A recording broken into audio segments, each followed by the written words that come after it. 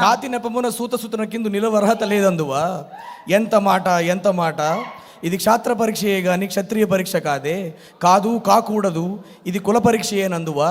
నీ తండ్రి భరద్వాజుని జననం ఎట్టిది, అతి జుభుక్షాకరమైన నీ సంభవం ఎట్టిది.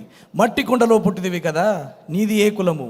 ఇంత ఏలా అశ్వత్పితామగుడు కురుకుల వృధుడైన ఈ శాంతనువుడు శివసముద్రుల భార్యకు గంగాగర్భమున జనించలేదా. మది ఇతనిదే కులము. నాతో చెప్పొచ్చువేమయ్యా. మన వంశమునకు మూల పురుషుడైన వశిష్ఠుడు దేవవేశియగు ఈ ఊర్వశీ పుత్రుడు కాదా. అతడు పంచమజాతి కన్య అయిన అరుంధతి ఎందు శక్తిని, ఆ శక్తి చాండాలంగనందు పరాశరుని, ఆ పరాశరుడు పల్లెపడిచేగు మత్స్యగంధి ఎందు మా తాత వ్యాసుని, ఆ వ్యాసుడు విధవరాండ్రైన మా పితామహి అంబికతో మా తండ్రిని, పెను పితామహి అంబాలికతో మా పినతండ్రి పాండురాజును, మా ఇంటి దాసితో ధర్మ నిర్మాణచరుడిని మీచే కీర్తింపబడుతున్న ఈ విదురదేవుని కనలేదా. క్షేత్ర బీజ ప్రాధాన్యములతో శంకరమైన మా కురువంశమం ఏనాడో కులహీనమైనది కాగా నేడు కులము అని వ్యర్థవాదం ఎందులకు. Thank you.